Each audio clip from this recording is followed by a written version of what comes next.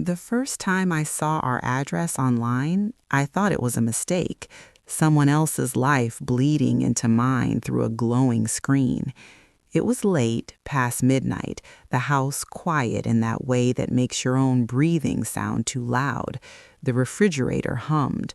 The hallway clock ticked with a steady, patient rhythm. I was sitting at the dining table with my laptop open, a mug of chamomile gone cold beside my elbow, scrolling through listings the way people do when they're restless and don't know why. Daydreaming, I told myself, looking, not wanting. Then there it was, the pale blue siding, the oak tree out front with the split trunk, our porch light, the one that flickered when the wind came from the west. I stared until my eyes burned. I refreshed the page. I whispered our street name out loud, as if saying it might wake me from a bad dream. The price sat there calmly, confidently, like a verdict already decided. Earlier that evening, my husband had kissed my forehead and said his mother needed help. That was all. Just those words. Soft, ordinary, the kind of sentence you don't question because it's been said so many times before. I closed the laptop with a click that sounded too sharp in the quiet. My hands were shaking. I pressed them flat against the table and waited for them to stop. They didn't. Before all of that, before the listings and the secrets and the way silence began to feel heavy, we had a life that looked normal from the outside. Not perfect, just steady. The kind of steady you come to rely on without realizing it's a gift. I'm not the kind of woman who rushes into things. I like to know where my feet are planted. I met Daniel when I was 29, old enough to have lived alone and young enough to still believe love could be simple. He was gentle in a quiet way, never loud, never flashy. He listened more than he talked. When he laughed, it came out in a low rumble that made you feel like you'd earned it. We married 2 years later in a small church with white walls and wooden pews, polished smooth by decades of hands. His mother, Elaine, sat in the front row with her back straight and her lips pressed thin, as if she were attending a business meeting instead of her only son's wedding. I remember noticing it then, how she didn't cry, didn't smile much, but I told myself not everyone shows joy the same way. We bought the house 3 years into our marriage, a modest place on a quiet street, close enough to town to hear the distant hum of traffic, but far enough to feel tucked away. I loved the creak of the third stair, the way the afternoon light poured into the kitchen, the smell of the neighbor's jasmine drifting over the fence in spring. We painted the living room a warm, tired yellow and argued over whether the couch should face the window or the fireplace. Ordinary arguments, safe ones. Elaine lived 20 minutes away in a ranch-style house she'd owned since Daniel was a boy. She had opinions about everything, how I cooked, how often we visited, how I folded towels, but Daniel always said the same thing, half smiling, half sighing. That's just how Mom is. For a long time, I accepted that. Elaine called often, sometimes twice a day. Daniel would step into the hallway to take her calls, lowering his voice as if the walls might listen. When he came back, he'd look tired, rubbing the back of his neck. "She needs help," he'd say. "It's just for a little while." Help meant different things at different times. Rides to doctor's appointments, fixing a leaky sink, sorting paperwork she didn't understand or pretended not to. I never minded at first. Family helps family. That's what I was raised to believe. But slowly the requests grew heavier, longer, more urgent. Daniel started leaving work early, coming home late. Our dinners cooled on the stove. Our conversations shortened, trimmed down to logistics. One evening, I asked him if Elaine was okay. We were standing at the sink washing dishes together, the sound of water filling the space between us. "She's fine," he said too quickly. "Just needs me right now." I dried my hands on a towel and watched his reflection in the window. He didn't meet my eyes. I told myself not to push. I didn't want to be the wife who complains about a mother-in-law needing support. I didn't want to sound unkind. Still, there were moments, small, sharp ones, that lodged under my skin. Elaine stopped calling me altogether. When she did see me, her gaze slid past as if I were furniture. Once, during Sunday lunch at her place, she mentioned that houses in our area were selling fast these days. She said it lightly, spearing a piece of roast, but her eyes flicked to Daniel, holding there for a second too long. "Is that so?" I asked, trying to keep my voice casual. She shrugged. "Market's good. Smart people know when to move." Daniel cleared his throat and asked for more potatoes. Another time, I noticed our file folder missing from the cabinet, the one with mortgage papers and insurance documents. Daniel said he'd taken it to help Elaine organize her records. "It's just temporary," he said, kissing my cheek. "You worry too much." I wanted to believe him. God, I wanted to believe him. Because believing meant the alternative wasn't true. It meant my husband wasn't slipping away from me piece by piece. It meant our home was still ours, solid beneath our feet. The night I found the listing, Daniel was already asleep upstairs. I stood at the bottom of the stairs listening to his breathing, the familiar rise and fall that used to calm me. Now it sounded like a door closing. I didn't wake him yet, not until I had time to think, to breathe, to understand how a sentence as simple as "my mother needs help" could carry so much weight behind it. I turned off the lights one by one and went to bed, the image of our house glowing on my screen burned into my mind. In the dark, I stared at the ceiling and wondered when exactly my life had begun to move without my consent. Sleep didn't come that night. It hovered just out of reach, teasing me with half dreams and unfinished thoughts. Every time I closed my eyes, I saw that listing again, the clean, confident font, the wide-angle photos that made our rooms look larger and emptier than they ever felt when we lived inside them. By morning, my body felt heavy, like I'd been carrying something all night without setting it down. Daniel was already up, dressed for work, moving quietly through the bedroom. I watched him from the bed, the familiar lines of his back outlined by the early light. For a moment, I almost said nothing, almost let the day begin the way it always did, with coffee brewing downstairs and the polite exchange of schedules. But the weight in my chest wouldn't let me. "Did you sleep?" he asked, tightening his watch strap. "A little," I said. My voice sounded far away to my own ears. "Your mom called late last night?" He paused, just for a breath, then nodded. "Yeah, she's stressed." I sat up, pulling the sheet around my shoulders. "About what?" "Bills, repairs, you know how she gets." I nodded slowly, filing away the way he hadn't looked at me once. When he leaned down to kiss my forehead, his lips felt rushed, distracted. "I'll be late tonight," he said. "She needs me." The door closed behind him with a soft click. I stayed where I was long after his car pulled away, listening to the quiet settle back into the house. That day passed in a blur. I went through the motions. Emails answered, laundry folded, a grocery list scribbled and forgotten on the counter. Every familiar corner of the house felt suddenly fragile, as if it could vanish if I looked away too long. By afternoon, I couldn't stand it anymore. I opened my laptop again, my hands steadier now, my resolve hardening into something sharp and focused. I searched our address, clicking through different sites. The listing was everywhere. Same photos, same description. Charming family home, move-in ready. Family. The word felt like a joke. I scrolled down until I found the agent's name and number. I stared at it, my finger hovering over the phone icon. Part of me wanted to close the laptop and pretend none of this was happening. Another part, the one that had kept me steady through years of compromise and quiet patience, picked up the phone. The agent answered on the third ring, her voice bright and practiced. "I'm calling about the listing on Maplewood Drive. There must be some mistake. That's my house." There was a pause, keys clicking in the background. The property under Daniel Harper? My stomach dropped. Yes. It's already had a lot of interest, she said cheerfully.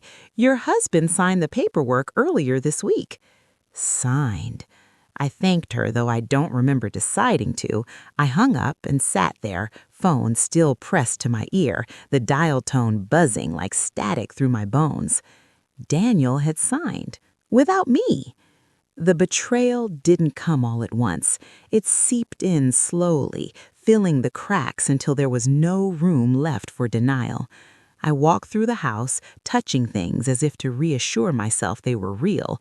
The worn arm of the couch, the photo frames lining the hallway, the dent in the wall from the night we tried to move the dresser by ourselves. I found the filing cabinet open in the study.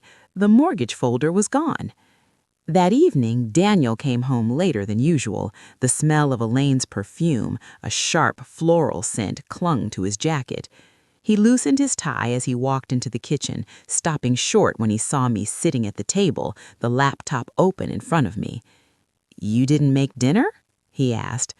"No," I said. "We need to talk." He sighed, already weary, already defensive. "Can it wait? Today's been—" "I spoke to a realtor," I said quietly. The room went still. The hum of the refrigerator seemed too loud. "What?" he said, a laugh flickering across his face that didn't quite land. "Our house is listed," I continued. "It's online, everywhere." His shoulders sagged just a little. He pulled out a chair and sat down across from me, rubbing his temples. "I was going to tell you," he said. "When? After it's sold?" He looked up then, eyes tired, pleading. "My mom needs the money." "So you sold our house?" "I didn't sell it," he said quickly. "Not yet. It's just listed." Without me, I thought. Without asking. "You forged my consent. That's illegal, Daniel." "She's going to lose her house," he said, talking over me now. "She's behind on payments. I couldn't let that happen." "And what about us?" I asked. "What about our home?" He hesitated. "We'll find somewhere else. Smaller. It's temporary." Temporary. The word felt hollow, like a promise made with crossed fingers. I stood, my legs trembling. "You chose her," I said. "You chose her without even talking to me." "That's not fair," he snapped. "She's my mother." "And I'm your wife." The silence stretched between us, thick and heavy. Finally, he looked away. "She sacrificed everything for me," he said softly. "I owe her." I stared at the man I'd built a life with and wondered how long I'd been invisible to him. That night, I slept in the guest room. The bed smelled faintly of lavender, unused sheets stiff beneath me. I lay awake, listening to the house settle around me, each creak sounding like a goodbye. In the days that followed, the truth unraveled faster than I could brace for it. Elaine called, not to apologize, but to instruct. "You'll need to pack," she said briskly. "Showings start this weekend."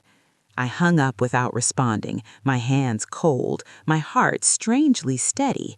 Somewhere between shock and heartbreak, something else had taken root. Resolve. I didn't scream, I didn't cry, not yet. Instead, I started making calls of my own. I called a lawyer before I called my sister. It felt important to do things in that order, as if choosing clarity over comfort might steady my shaking hands. Her office smelled like lemon cleaner and old books. I sat across from her desk, the chair too firm, my purse clutched in my lap as I explained everything. Daniel's signature, the listing, Elaine's calls.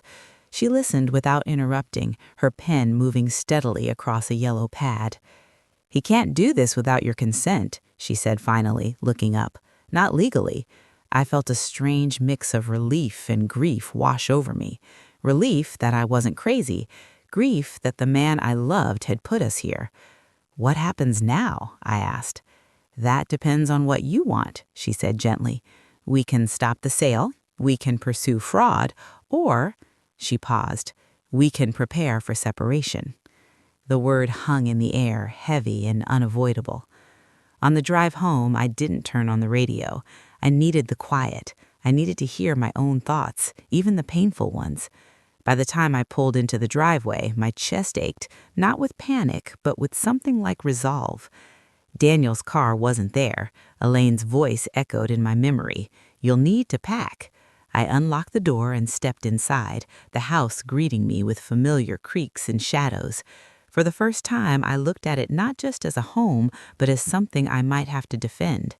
I opened drawers, cabinets, closets. I gathered documents Daniel hadn't taken, bank statements, tax returns, my own identification. I photographed everything with my phone, my movements methodical, deliberate. When Daniel came home that night, I was waiting for him in the living room. The lights were on, no shadows to hide in. I spoke to a lawyer, I said. His face drained of color. "You didn't have to do that." "I did, because you made decisions that affect my life without me." He dropped his keys on the table, the clatter sharp. "You're overreacting." I almost laughed. Instead, I held up my phone, the listing displayed on the screen. "Cancel it. Now." He sank onto the couch, rubbing his face. "You don't understand the pressure she's under. And you don't understand the pressure you've put me under. Your mother doesn't get to dismantle our marriage." He looked at me then, really looked. For a moment, I thought he might finally see what he'd done, but his jaw tightened and his gaze hardened. "She raised me alone," he said. "She deserves this." "And I don't?" I asked quietly. He didn't answer. That was the moment something inside me shifted, settling into place with a calm certainty I hadn't felt in months. I realized I couldn't compete with a woman who saw her son as a possession, not a person. The next morning, the realtor called again. I answered this time. "I need the listing taken down immediately. My consent was never given." There was a flurry of apologies, promises to investigate. By noon, the listing was gone. Elaine showed up at our door that afternoon. She didn't knock. She let herself in, her heels clicking sharply against the hardwood as she marched into the living room. Her face was tight, lips pursed. "What did you do?" she demanded. "I protected my home," I said, standing my ground. "You have no right," she snapped. "That house was never meant to be yours." Daniel stood behind her, silent, his eyes on the floor. "I'm her wife. This is my home." She laughed, a short, humorless sound. "You're temporary." The word hit me like a slap, but I didn't flinch. "Leave," I said. Her eyes widened. "Excuse me?" "This is my house," I repeated, "and you're not welcome here." She turned to Daniel. "Are you going to let her talk to me like that?" He hesitated. That hesitation told me everything I needed to know. Elaine scoffed and grabbed her purse. "You'll regret this," she said, brushing past me toward the door. "Both of you." When the door slammed shut, the house fell quiet again. Daniel looked at me, his expression a mix of anger and something like fear. "You embarrassed her." "I betrayed you," I said. "There's a difference." That night he slept on the couch. I lay awake in our bed, staring at the ceiling, feeling the weight of what lay ahead. The lawyer's words echoed in my mind. "That depends on what you want." In the days that followed, the consequences began to ripple outward. Daniel's siblings called, voices sharp with accusation. Elaine told anyone who would listen that I was ungrateful, controlling, cold. I let them talk. I focused on facts, on boundaries, on the quiet strength that comes from finally choosing yourself. One afternoon, a letter arrived addressed to me. Elaine's handwriting was tight and slanted, the words inside dripping with accusation and entitlement. She demanded an apology. She demanded I fix what she'd broken. I folded the letter carefully and placed it in a drawer. I wasn't going to fix this. I was going to end it. The decision to end a marriage doesn't arrive with fireworks.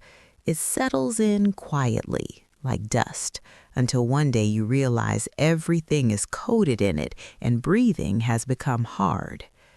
Daniel and I moved around each other in the house like strangers learning the shape of a new place. He avoided my eyes. I avoided conversations that would go nowhere. The silence between us grew heavier than any argument we'd ever had.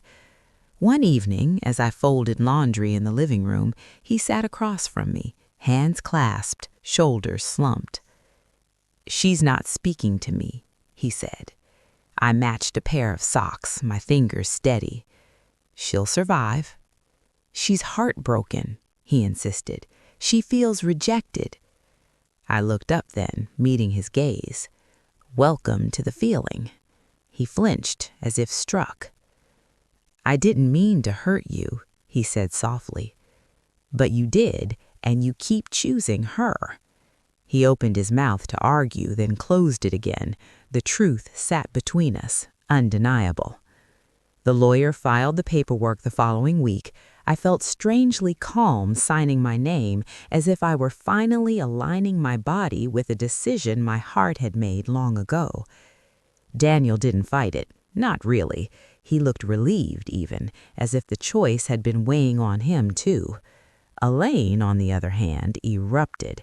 She showed up at my workplace one afternoon, her presence drawing curious glances from coworkers.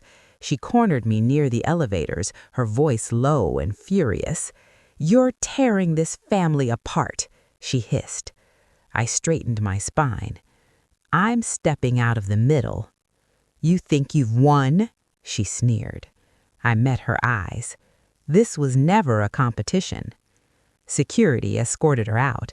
I watched her go, my hands trembling, not with fear, but with the adrenaline of standing my ground. The house stayed in my name. The lawyer made sure of that. Daniel moved out, taking only what he could fit in his car. When he closed the door behind him for the last time, the sound echoed through the hallway like a final punctuation mark. The weeks that followed were quiet in a new way. Lonely, yes, but also peaceful. I rearranged furniture. I repainted the bedroom a soft gray. I opened windows and let fresh air sweep through rooms that had held too many secrets. Friends came by with casseroles and careful questions. I answered what I could. Some days were harder than others. Some nights the silence felt too loud. But slowly I began to notice small things.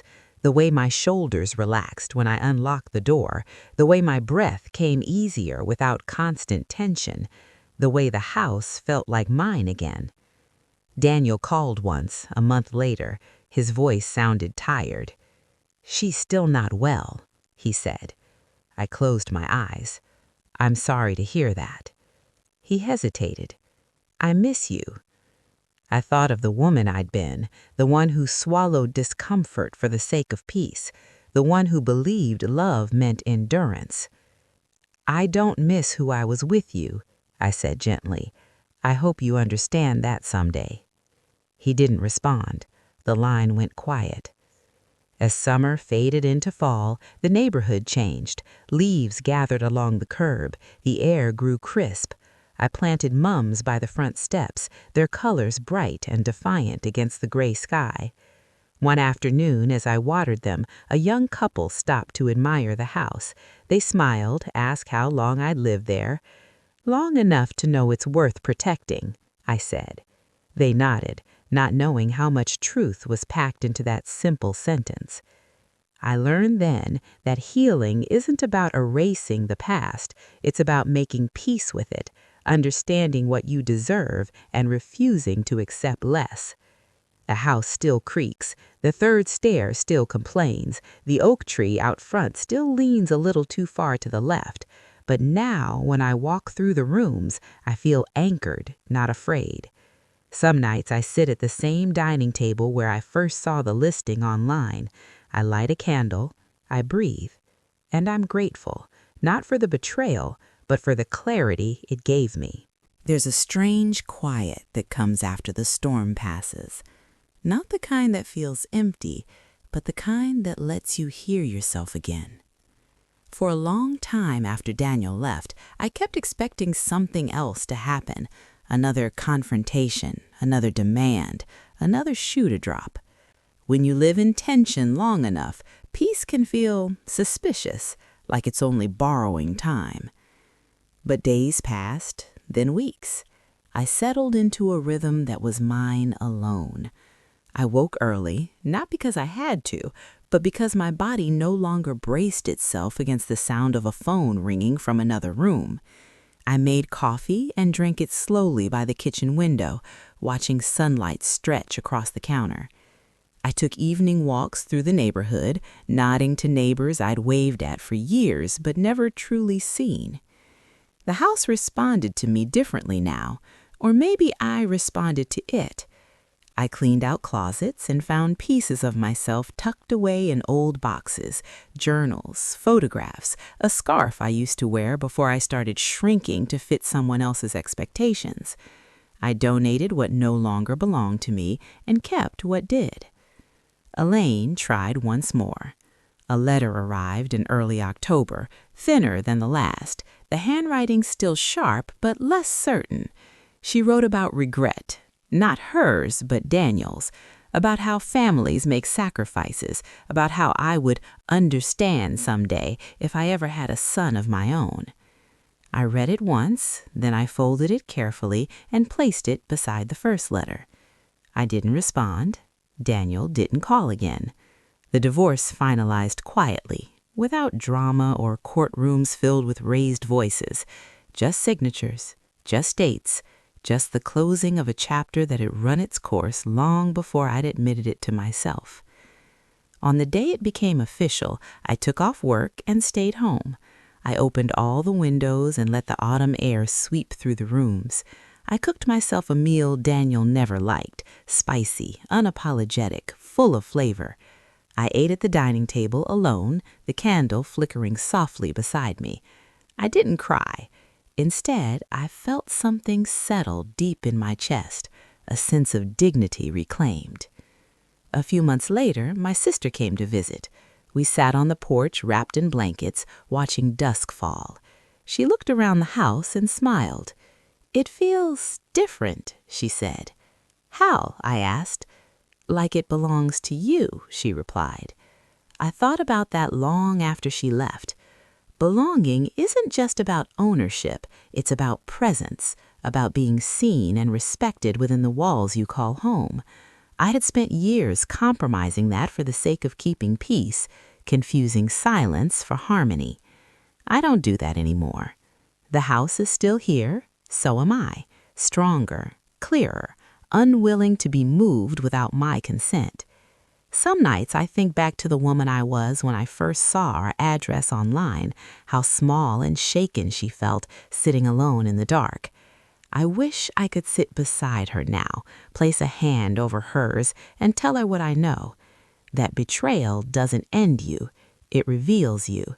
That love without respect is a debt you pay forever. And that sometimes most powerful thing a woman can do is say no, even when her voice trembles. If you were in my place, would you have stayed quiet to keep the peace, or would you have protected what was yours, even if it meant standing alone? Tell me in the comments, and if this story resonated with you, stay with me. There are more truths to tell. After the pharmacy encounter, I expected old feelings to resurface. Anger, grief, maybe even doubt. Instead, what came was a quiet clarity, the kind that doesn't ask for attention. It simply settles in and stays. Life went on in small, unremarkable ways, and that, I learned, is a gift. I started noticing how my body moved through the world without bracing anymore. I no longer tightened my jaw when my phone rang. I no longer rehearsed explanations in my head before answering simple questions. I spoke plainly. I declined invitations without excuses. I said yes when I meant yes. At work, my manager pulled me aside one afternoon and told me I seemed different, more present. I smiled and thanked her, unsure how to explain that presence comes naturally when you're no longer defending yourself from your own life. The neighborhood, too, seemed to respond. Mrs. Klein next door brought over soup when she heard I'd been sick. The young couple down the street waved me over one evening to ask about the oak tree out front, how old it was, whether it ever dropped branches in storms. I told them its roots were deep, deeper than they looked. One Saturday morning, while sorting through the garage, I found a box labeled Important, Daniel's handwriting. Inside were old documents he'd forgotten to take, manuals, warranties, receipts. At the bottom was a folded piece of paper I didn't recognize. It was a copy of the forged consent form. My name sat there, carefully mimicked, close enough to pass, careless enough to fail under scrutiny. I stared at it for a long time, not with rage, but with a strange sadness. This was the moment he'd crossed a line that couldn't be uncrossed, not because of the legality, but because of what it revealed. He'd been willing to erase me quietly. I shredded the paper and took the pieces out to the bin. As they fell, light and harmless, I felt something release inside me. Daniel tried once more, late one evening in early summer. He called from a number I didn't recognize. I almost didn't answer. "I was driving past," he said. "I saw the lights on." "I'm not inviting you in," I replied calmly. "I didn't ask you to." Silence stretched between us, familiar and foreign all at once. "I didn't think it would end like this," he said. I leaned against the counter, looking around the kitchen, the window I'd replaced, the shelves I'd reorganized, the plant by the sink thriving in the afternoon sun. "Neither did I said, "but I'm not unhappy." He exhaled slowly. "She needs a lot from me." "I know," I said. "She always has." He hesitated. "Do you ever think maybe we could have handled it differently?" I thought of the nights I'd waited, the questions I swallowed, the house almost taken from under my feet. "Yes," I said honestly, "we could have, but that required you choosing partnership over permission." He didn't respond. "I hope you find what you're looking for, but please don't call again." I ended the call before he could answer. It wasn't cruel. It was clean. As summer deepened, I began inviting friends over again, not to perform normalcy, but to enjoy it. We sat on the back patio with bare feet and mismatched chairs. We talked about books, travel, aging parents, small victories. No one asked about Daniel unless I brought him up. One evening, after everyone left, I stayed outside alone watching fireflies blink in the dark. I realized I wasn't waiting for anything anymore. Not forgiveness, not validation, not the next emotional shift. I was living. There's a particular strength that comes from knowing you protected yourself when it mattered. It doesn't make you louder, it makes you steadier. I still believe in family. I still believe in love. But I believe even more firmly now in consent, in being included in decisions that shape your life, in the idea that help should never come at the cost of harm. Sometimes people ask if I regret not trying harder to save the marriage. I tell them the truth. I tried hard enough to know when to stop. This house remains my anchor. Not because it's a building, but because it reminds me of the moment I chose myself without apology. Every repaired hinge, every repainted wall, every quiet morning affirms that choice. And if there's one thing I know now, it's this. When someone tells you they're helping, but you feel yourself disappearing, listen to that feeling. It's telling you the truth. By the time another year passed, I stopped measuring my life by what had been taken from me. I started measuring it by what no longer hurt. The seasons moved through the house the way they always had, but I noticed them differently now. In autumn, the oak tree dropped its leaves earlier than the others on the street, scattering them across the driveway like a warning I'd learned too late but understood perfectly now. In winter, the house held warmth better after I had the insulation fixed, a small repair that felt symbolic in ways I didn't expect. In spring, the jasmine bloomed stronger than ever, its scent drifting through open windows, unapologetic and alive. People often talk about starting over as if it requires something dramatic, new cities, new faces, new lives. But my starting over happened right here, in the same rooms where I once felt small. It happened in the quiet. One evening, while sorting through mail, I found an envelope addressed in handwriting I didn't recognize. Inside was a short note from Daniel's younger sister, Anna. We had never been close, but we'd never been unkind to each other either. She wrote that she wanted me to know the truth. Elaine, it turned out, had been planning the sale long before I ever saw the listing. She'd spoken openly about it to her other children, framing it as helping Daniel get out of a bad situation. She'd convinced herself and them that I was temporary, replaceable, an obstacle in the way of what she believed her son deserved. Anna wrote, "I didn't agree with her. I just didn't know how to say it then. I'm sorry." I read the note twice. Then I folded it and placed it beside the others. I didn't feel vindicated. I didn't feel angry. I felt free. Because by then, I no longer needed proof of what I already knew. The hardest part of betrayal isn't the act itself. It's the way it makes you question your own reality, your instincts, your worth. Once I stopped doing that, once I trusted myself again, everything else lost its power. I began volunteering on weekends at a local community center, helping women navigate housing paperwork, legal forms, basic budgeting. I never told my full story unless asked. I didn't need to. I saw pieces of it in their eyes, the uncertainty, the quiet fear, the hope they were afraid to claim. Sometimes all it took was sitting beside them and saying, "You're not wrong for wanting to be included." One afternoon, a woman younger than me, hands trembling, asked how I found the courage to stand up for myself. I thought about it before answering. I didn't feel brave. I felt tired of disappearing. That truth seemed to settle into her the way it had settled into me. At home, the house continued to change just as I did. I replaced the dining table, the one where I'd first seen the listing online, with something sturdier, made of reclaimed wood. It felt right to let go of the furniture tied to that moment of fracture.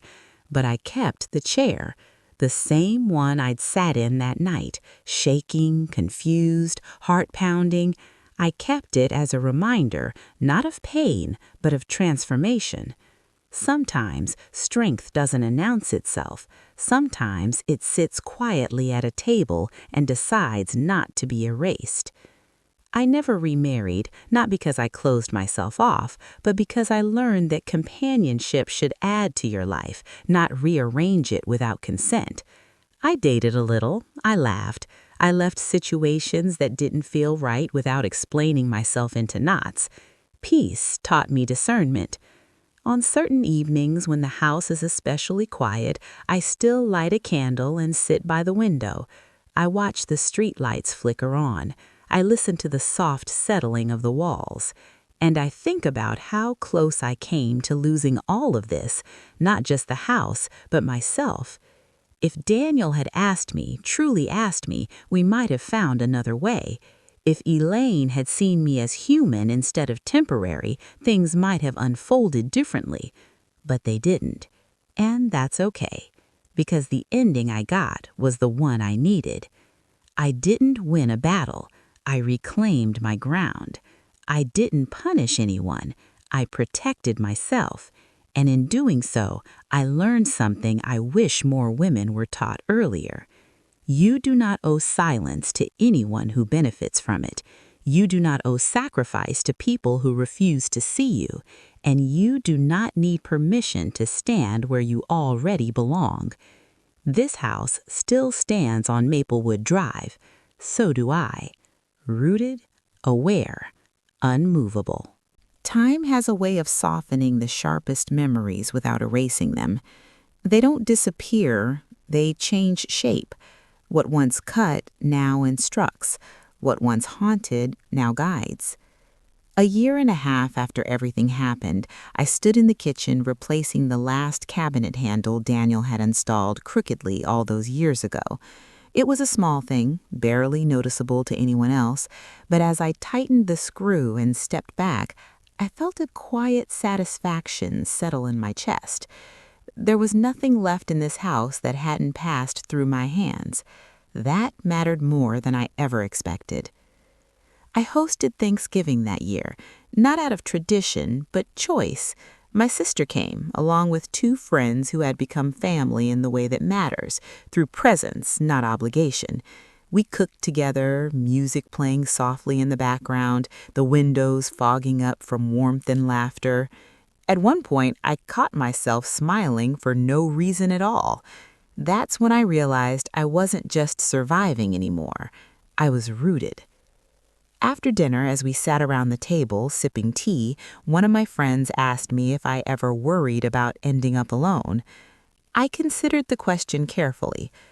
I worry more about ending up erased, I said. Alone isn't the same thing. She nodded slowly, like she understood something she hadn't before. Later that night, after everyone left, I walked through the house, turning off lights. The silence felt companionable, not empty. I paused in the hallway and looked at the framed photos still hanging there. Vacations, birthdays, moments that once held meaning and still did, just differently. I didn't rip my past out of the walls. I integrated it. That's something people don't talk about enough, how healing doesn't require destruction. You don't have to burn everything down to build something honest. Sometimes you keep what's real and let the rest fall away naturally. In early spring, I received a notice in the mail. Elaine's house was being sold. I stared at the envelope longer than necessary, my fingers resting lightly on the paper. I felt no triumph, no vindication, just a distant understanding of how control eventually collapses under its own weight. Later, through a mutual acquaintance, I learned she'd moved into a smaller apartment. Daniel was still there too.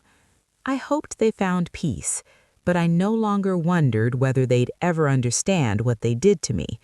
Understanding is not a prerequisite for closure. Around that same time, I was asked to speak at a small women's workshop at the community center. Nothing formal, just a circle of folding chairs and coffee in paper cups. The topic was boundaries. When it was my turn, I didn't prepare a speech. I just spoke. I talked about how easily love becomes leverage when expectations go unspoken, about how help can become control when consent is missing, about how silence is often mistaken for agreement, especially when a woman has been trained to keep things smooth. I watched heads nod. I saw recognition flicker across faces. One woman wiped her eyes quietly. Another reached for her hand. In that moment, I understood something deeply.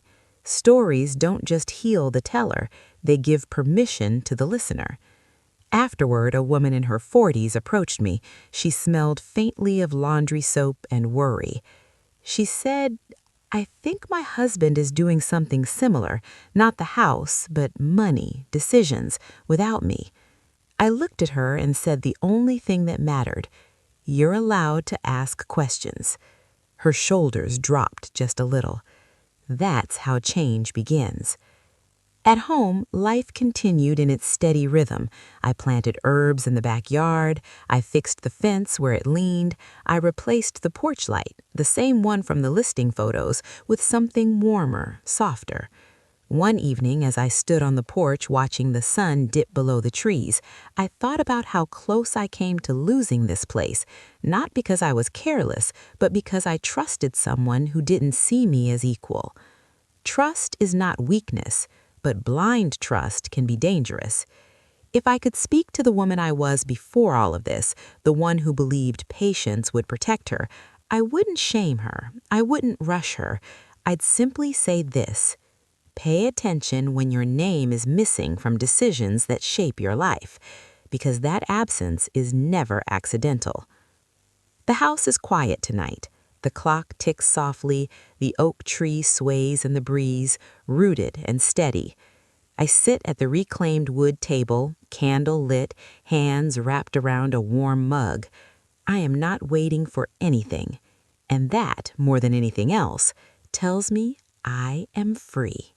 I want to speak to you now, not as a narrator looking back, but as a woman who has lived long enough to understand how quietly life can be taken from you if you're not paying attention. If you're listening to this story late at night with the lights low and your thoughts louder than the room, if you're nodding along, feeling that familiar tightening in your chest, then this part is for you. Because what happened to me didn't start with a house listing.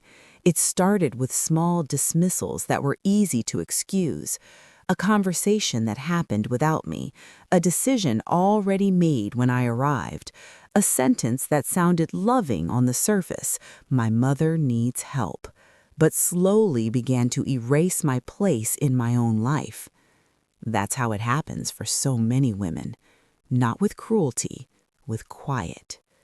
We are taught to be patient, to be understanding, to smooth things over. We are praised for our flexibility, our empathy, our ability to carry discomfort without complaint.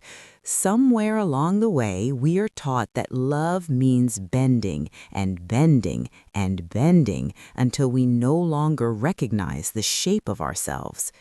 I believed that for a long time. I believed that if I stayed calm, stayed kind, stayed reasonable, everything would work itself out, that love would eventually circle back and include me again. But love doesn't circle back when it's built on exclusion, and help stops being help when it requires your silence. The moment I saw my house listed online wasn't just a betrayal of property. It was the clearest message I'd ever received. Your consent is optional. That realization is devastating, but it's also clarifying, because once you see it, you can't unsee it.